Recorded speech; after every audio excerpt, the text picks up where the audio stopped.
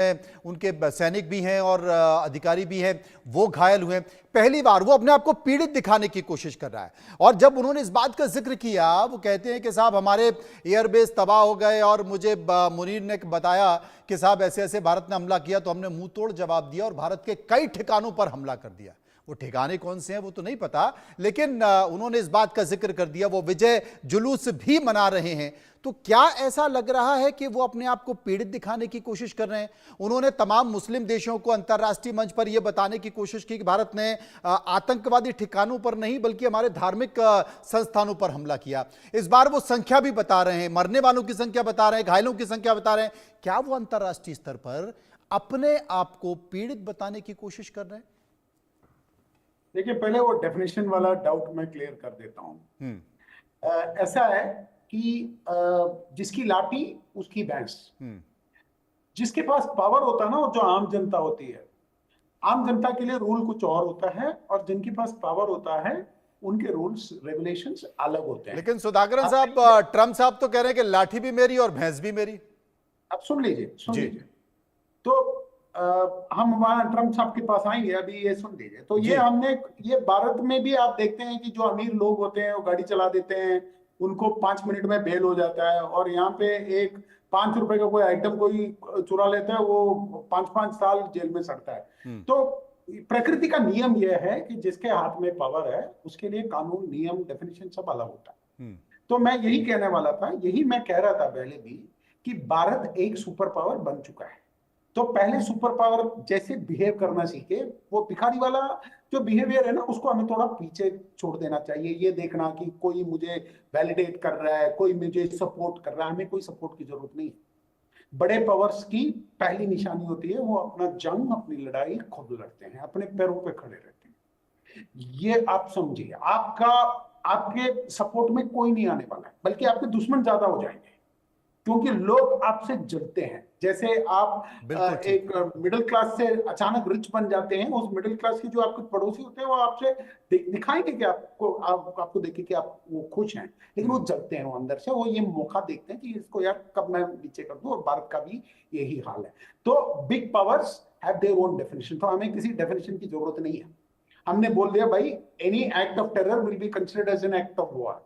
अब कुछ terror activities को मैं छोड़ दूंगा, जब मेरा मूड करेगा जाके मैं मार दूंगा। और मैं कभी 2 बार मारूंगा, 3 बार मारूंगा, 20 बार मारूंगा, इसका कोई मतलब, in a war you can never tell कि मैं कैसे मारूंगा और क्या वेपन यूज करूंगा। It will be proportionate, it will be disproportionate, it will be absolutely as per our choice. यही हमें ये समझना पड़ेगा पहले। तो अब समय है कि हम भारतवासी भी इस सच्चाई को भीतर से स्वीकार करना शुरू कर दें, ना कि हम ऐसे पुरानी बातों पे उलझे रहें, तो हम कंफ्यूज ही रहेंगे। और बड़े पावर की सेकंड बात ये होती है कि स्ट्रेटेजिक क्लैरिटी होना चाहिए कि मुझे करना क्या है। मुझे 20 साल आगे की सोचना है। हमें यह नहीं कि पाकिस्तान के साथ उलझे रहना है, हमें स्ट्रेटेजिक क्लैरिटी डेवलप करनी है। तीसरी चीज ये है, अभी हम एक विकासशील राष्ट्र नहीं है, बल्कि एक निर्णायक शक्ति बन चुके हैं।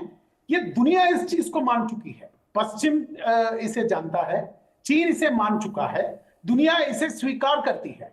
लेकिन क्या मैं और आप इसको स्वीकार कर रहे हैं, इसमें डाउट है। क्योंकि हम में से बहुत लोग, क्योंकि अगर हमने ये बोल दिया कि हम सुपर पावर बन गए तो कहीं मोदी 10 साल का इलेक्शन तो नहीं जीत जाएगा, तो इसलिए इनको थोड़ा वो जो कोलोनाइज्ड माइंडसेट जो हम में है उसको हमें कंट्रोल करना है। ये जो प्रधानमंत्री ने 2 साल पहले बोला था कि the mind needs to be decolonized, जो गुलामी की जो मानसिकता है वो हमें अपने भीतर में से निकाल के फेंक देना है। बड़ी शक्तियां, मैंने जैसे कि पहले भी बोला था, कि अपने युद्ध खुद लड़ती हैं। विकसित राष्ट्र मान्यता की प्रतीक्षा नहीं करते, और वे अपने हित तय करते हैं, उसकी रक्षा करते हैं, और जरूरत हो तो कठोरता से उसे लागू भी करते हैं। और सिंदूर में हमने ये बोला है, हमने ये किया है, और हमने इसे इतना तेज किया है कि दुनिया की कोई भी शक्ति आज में जो टॉप लेवल पे है वो सब सोचते ही रह जाते। देखिए, जो एटमी ताकत अपने आप को बोलते हैं ना, उसको आज तक किसी ने छुआ नहीं है। हम न सिर्फ छुए हैं, हमने उनके घर में घुस के उनके एटमिक ताकत वाली जो जो प्राइड है ना, उस पे भी हमने एक मिसाइल दागा हुआ है, तो तभी वो घुटने पे आ गए हैं। बल्कि पाकिस्तान हमेशा एक DGISPR है उनका, वो एक बेकरी है जो बेकरी बनाती है। वो उनकी जो आर्म्ड फोर्सेस नहीं है, वो आर्म्ड फोर्सेस है। मतलब वो झूठ के दुकान है। और हम यहाँ पे इसरो, भारत इलेक्ट्रॉनिक्स और बेल जैसे संस्थाओं से मतलब नेक्स्ट जनरेशन टेक्नोलॉजीज बनाते हैं।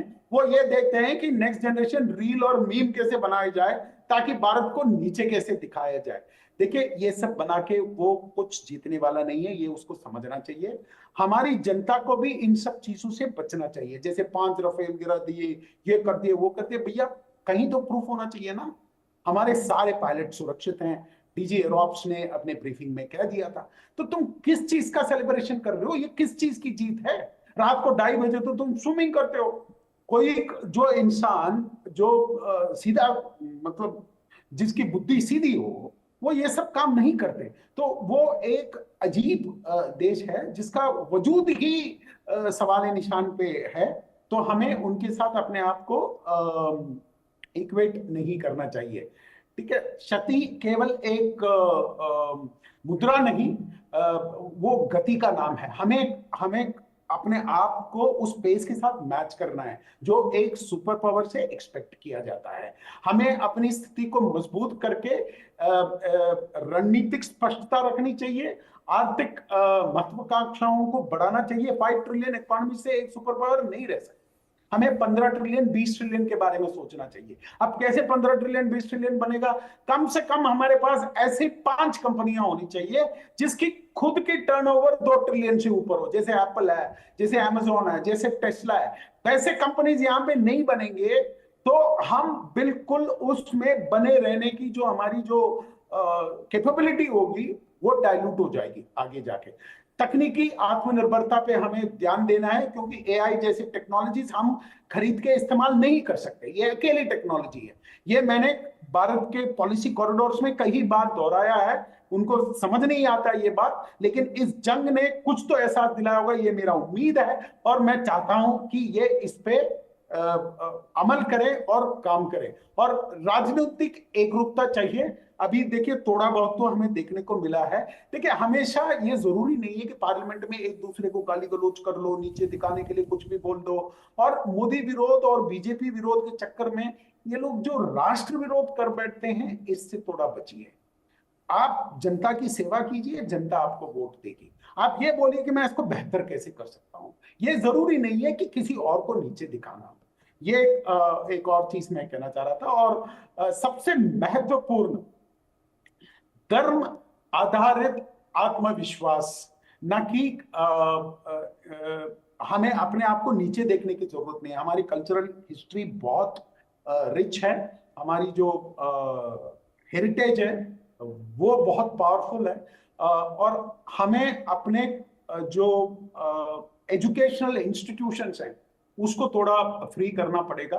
मंदिरों को पहले स्टेट के सब्जेक्ट से हटा दो और मंदिरों को ये पावर दे दो कि वो गुरुकुल की स्थापना हो, ताकि वेद उपनिषद और उसके ऊपर अगर हम आधुनिक टेक्नोलॉजी को बिल्ड कर पाए, वो भारत को एक अलग लेवल पे लेके जा सकता है। अभी हमारा बिगेस्ट प्रॉब्लम ये है, आज भी एक अपनी ही बहन जो है जो अरेस्ट हुई है, जी, पाकिस्तान के एजेंट के तौर पर स्पाई बने हैं। ये क्यों हो रहा है? क्योंकि हमारी जो एजुकेशन प्रणाली जो मैकॉले के द्वारा जो स्थापित है, उसने कहीं कहीं लोगों का बेड़ा गर्क करके रखा है। आधे लोगों को सच और झूठ का पता ही नहीं है।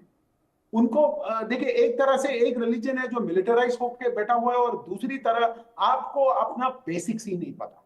तो इसलिए हमारी जो एजुकेशन है हमें स्टार्ट करना पड़ेगा, और फिर जाके हम इस स्टेटस जो हमारी जो अभी हम जहां पे हम आ चुके हैं उसको हमें अगर कायम रखना है। एक बहुत बेहतर बात एस सुधाकरन साहब ने कही है तपेश जी, कि जब आपका अगर युद्ध होगा, आपको युद्ध करना पड़ेगा, तो कोई आपके साथ नहीं आएगा। क्योंकि हर कोई आपकी सफलता को लेकर जिस तरीके से वैश्विक परिवेश में आप आगे बढ़ रहे हैं, हर कोई आपसे जल रहा है, आपसे चिढ़ रहा है। आप आर्थिक तौर पर एक बड़ी शक्ति